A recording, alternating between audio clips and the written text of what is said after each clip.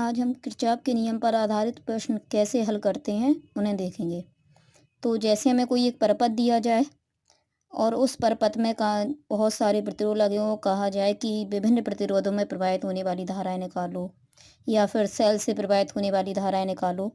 तो फिर इस परपथ को हम किरचॉफ के नियम पर आधारित किरचॉफ के द्वितीय नियम से हम इसे हल कर सकते हैं।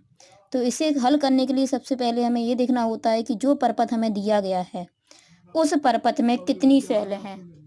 परपथ में जितनी भी सेलें होती हैं, सेल का काम होता है सेल से धारा निकलती है। तो सबसे पहले हम सेल से धारा निकालेंगे, मतलब परपथ में धारा बना लेंगे। तो हमें ये यहाँ पर जो परपथ दिया गया है, इस परपथ में 2 सेलें हैं। एक सेल 12 वोल्ट की है और दूसरी सेल 6 वोल्ट की है। सेल की जो बड़ी डंडी होती है वो प्लस टर्मिनल होती है, वो छोटी डंडी माइनस टर्मिनल होती है। हमेशा धन टर्मिनल से धारा निकलती है और ऋण टर्मिनल में प्रवेश कर जाती है। तो यहाँ पर 2 सेलें हैं। 12 वोल्ट की सेल के प्लस टर्मिनल से धारा निकलेगी, यहाँ पर धारा निकलेगी I1। इसी तरह से 6 वोल्ट वाली सेल से भी धारा निकलेगी इसके प्लस टर्मिनल से, तो इससे धारा निकलेगी I2। यहाँ से धारा I1 निकलेगी तो इस तार में भी धारा I1 आएगी और यहाँ से धारा I2 निकलेगी यहाँ तक। अब यहाँ से जो I1 धारा आ रही है, यहाँ से I2 धारा आ रही है, तो ये धाराएं दोनों यहाँ मिल जाएंगी। जब धाराएं दोनों यहाँ मिल जाएंगी तो फिर इस तार में धारा जाएगी I1 प्लस I2। I1 और I2 जब धारा मिल जाएगी तो फिर इस तार में धारा हो जाएगी I1 प्लस I2। यहाँ से I1 प्लस I2, अब रास्ता तो एक ही है तो इस वाले तार में भी I1 प्लस I2 धारा जाएगी। यहाँ से फिर यहाँ पर जब मुड़ेगी तो रास्ता तो एक ही है, तो यहाँ पर भी धारा I1 प्लस I2 जाएगी। अब यहाँ से I1 प्लस I2 आएगी। अब यहाँ पर आने पर रास्ते 2 मिल चुके हैं, तो कुछ धारा यहाँ चली जाएगी और कुछ धारा यहाँ चली जाएगी। तो इसके लिए सीधा होता है कि जिस सेल से जितनी धारा निकलती है उतनी ही उसमें प्रवेश करेगी। तो यहाँ से जब धारा बटेगी, धारा को 2 रास्ते मिल गए, तो 6 वोल्ट वाली सेल से I2 धारा निकली थी तो इसमें प्रवेश करेगी I2, और यहाँ से यहाँ पर चली जाएगी I1। इस सेल से I1 निकली थी तो यहाँ पर I1, यहाँ से I1 है और होती हुई सेल में प्रवेश हो जाएगी। तो हम पूरे परपथ में धारा बना लेंगे। इस तरह से जब धारा बन जाएगी तो फिर हम बनाते हैं बंद पास। बंद पास का मतलब होता है कि पूरा एक परपथ बंद होना चाहिए। जैसे यहाँ से हम चलें, यहाँ से ऐसे जाएं, इस तरह से यहाँ पर पहुँचते हुए जहाँ से चले थे वहीं वापस आ गए, तो एक पूरा बंद पास हो सकता है जी। इसी तरह से एक जे नीचे वाला, यहाँ से चलें जैसे तो इस तरह से जाएंगे, इस तरह से होते हुए फिर यहीं वापस आ गए, तो एक बंद पास ये हो सकता है। तो यहाँ पर 2 बंद पास होंगे, एक बंद पास ये हो जाएगा और दूसरा बंद पास ये हो जाएगा। इस बंद पास में हम किसी भी तरह से चल सकते हैं, जैसे भी हमें चलना हो इच्छा अनुसार अपने। हम इस तरह से चलेंगे, इस तरह से चलेंगे, तो हमने एरो ऐसा बना दिया, इस तरह से चलेंगे। अगर हम चाहें तो हम ऐसे भी जा सकते हैं।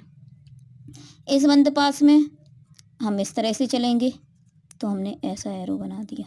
इस तरह से चलने वाले हैं तो हमने ऐसा एरो बना दिया। इसमें कोई मतलब बाउंडेशन नहीं होती है कि हमें कैसा चलना, जैसे हमें अच्छा लगे हम उस तरह से चल सकते हैं। अब जो सेलें दी गई हैं इनकी दिशाएं बनाते हैं। सेल में दिशा हमेशा माइनस से प्लस की ओर होती है। इस सेल की दिशा बन गई। इसी तरह से इस सेल की बनाएं तो माइनस से प्लस की ओर, तो यहाँ की ओर बन जाएगी। अब हम बनाते हैं इक्वेशन। तो सबसे पहले हम इक्वेशन बनाएंगे बंद पास 1 में।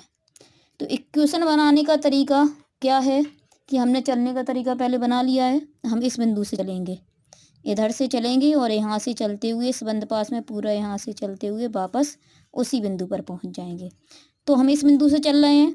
जब हम इस बिंदु से चलना प्रारंभ करेंगे तो हमें सीधा चलते चले जाना है और वापस यहीं आके रुकना है। लेकिन जब हम यहाँ से चलें तो हमें जहाँ प्रतिरोध मिलेगा वहाँ पर हम रुकेंगे। तो हम यहाँ से चले, हमें एक प्रतिरोध मिल गया 4 ओम का, यहाँ पर हम रुकेंगे और जो प्रतिरोध मिलेगा, जितना प्रतिरोध का मान होगा वो रख देंगे। उसके बाद उस प्रतिरोध में जो धारा बह रही होगी उस धारा को रख देंगे। और इसके बाद हम ये देखेंगे कि हम जैसे चल रहे हैं उस प्रतिरोध में धारा उसी दिशा में बह रही है या उसके विपरीत दिशा में। यदि उसी दिशा में बह रही है तो प्लस लग जाएगा, और उसकी यदि विपरीत दिशा में बह रही होती तो माइनस लगा देते। इतना करते चले जाएंगे हम। तो हम यहाँ से चले, हमें एक प्रतिरोध मिल गया यहाँ पर, जो प्रतिरोध मिलेगा उस प्रतिरोध का मान, उसमें जो धारा बह रही होगी उस धारा का मान, और इसके बाद चिन्ह देखेंगे। जैसे चल रहे हैं उसी दिशा में धारा बह रही है तो चिन्ह प्लस आएगा, और उसकी यदि विपरीत दिशा में बह रही है तो माइनस चिन्ह आ जाएगा। इतना करने के बाद फिर आगे बढ़ जाएंगे। फिर हम आगे बढ़ेंगे, यहाँ पहुँचे और आगे पहुँचते जाएंगे। करना वही है, मतलब हम जिस बिंदु से चल रहे हैं रुके, पूरा चलते हुए रुकेंगे वहीं पे। तो हम जिस बिंदु से चलना प्रारंभ किया वहां से चलते चले जाएंगे, और बस जहाँ प्रतिरोध मिलेगा वहां रुकेंगे। तो यहाँ मिला था प्रतिरोध, इतना कर लिया। इसके बाद फिर आगे बढ़ेंगे, फिर हमें यहाँ पर मिल गया प्रतिरोध। फिर वही कंडीशन, जो प्रतिरोध मिलेगा उस प्रतिरोध का मान, उस प्रतिरोध में जो धारा बह रही होगी उस धारा का मान। तो इसमें धारा I2 बह रही है। इसके बाद हम इस तरह से चल रहे हैं, यहाँ से चले तो इस तार में ऐसे मुड़ जाएंगे, तो हमारी चलने की कंडीशन इस तरह की है, यहाँ की ओर चल रहे हैं। जबकि हम धारा देख रहे हैं I2 की डायरेक्शन इस तरह से है, इसलिए यहाँ लग जाएगा माइनस। इतना करने के बाद फिर आगे बढ़ जाएंगे, यहाँ मुड़ना है हमें, बंद पास एक ऐसे ही जाना है। फिर यहाँ की ओर मुड़ेंगे। अब हमें फिर मिल गया प्रतिरोध 5 ओम का। तो इस प्रतिरोध का मान, इसमें जो धारा बह रही है उस धारा का मान, 5 ओम में I1 धारा बह रही है, और हम ऐसे चल रहे हैं, धारा की डायरेक्शन भी ऐसी है, देखो एरो बना हुआ है, ऐसी धारा जा रही है, इसलिए चिन्ह आएगा प्लस का। और आगे बढ़ेंगे, जब हम और आगे बढ़ेंगे तो फिर हमें एक प्रतिरोध मिला है 2 ओम का। यही धारा I1 इसमें जा रही है, तो और धारा देखो ऐसी ही जा रही है, डायरेक्शन धारा की यही है, इसलिए यहाँ पर प्लस लगेगा। और वहीं आके हम फिर रुक गए। तो हम जिस बिंदु से चले सीधे चलते चले जाएं, जहाँ प्रतिरोध मिले, प्रतिरोध का मान, धारा का मान और चिन्ह, धारा की डायरेक्शन के हिसाब से। धारा की दिशा में है तो प्लस, और विपरीत दिशा में चलेंगे तो माइनस। इसके बाद जिस बिंदु से चलेंगे उसी बिंदु पर आके रुक जाएंगे। इतना करने के बाद इसके बाद लगाएंगे चिन्ह बराबर का। बराबर का चिन्ह लगाने के बाद जो हमने बंद पास लिया है उस बंद पास में जितनी भी सेल हैं उन सेलों के विद्युत वाहक बल रख देंगे। तो जो हमने बंद पास 1 लिया है, इस बंद पास 1 में देखते हैं कि हमें 2 सेलें मिली हैं। एक सेल लगी हुई है 12 वोल्ट की और दूसरी सेल लगी हुई है 6 वोल्ट की।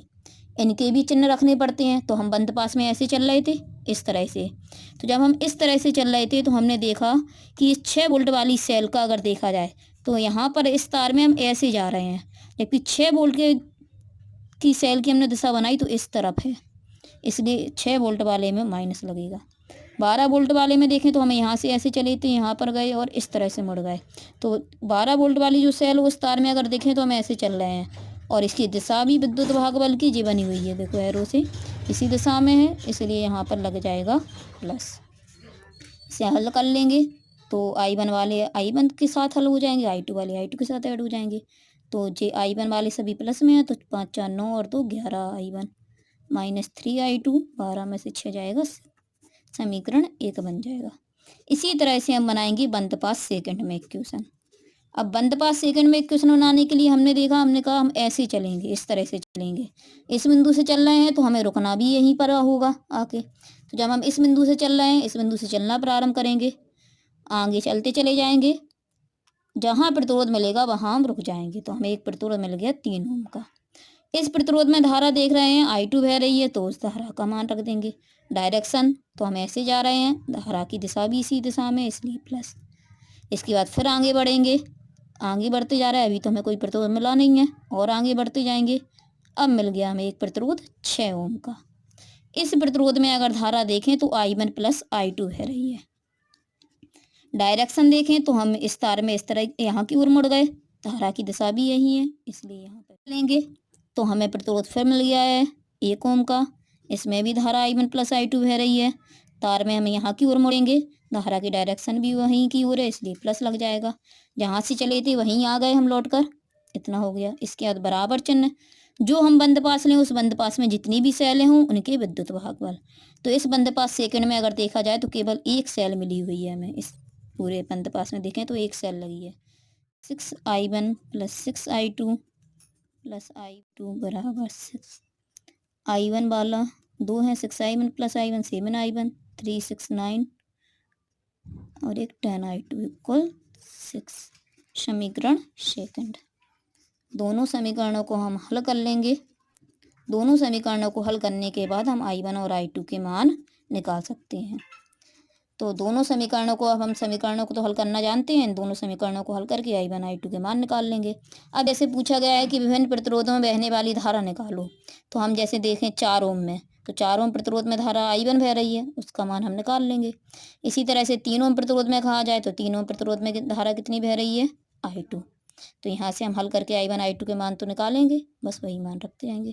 6 ओम प्रतिरोध में अगर धारा पूछी जाएगी 6 ओम प्रतिरोध में कितनी बह रही है, तो I1 प्लस I2। जैसे मान लो I1 का मान 1 आ गया, I2 का मान 2, तो कह सकते हैं 6 ओम प्रतिरोध में 3 एम्पीयर धारा बह रही है। इसी तरह से अगर 5 ओम में, तो 5 ओम प्रतिरोध में धारा I1 बह रही है। पूछा जाए सेल से प्रवाहित होने वाली धारा, तो 12 वोल्ट की सेल से देखो धारा I1 निकल रही है, तो हम लिख सकते हैं 12 वोल्ट सेल से बहने वाली धारा I1, जो भी मान हो I1 का।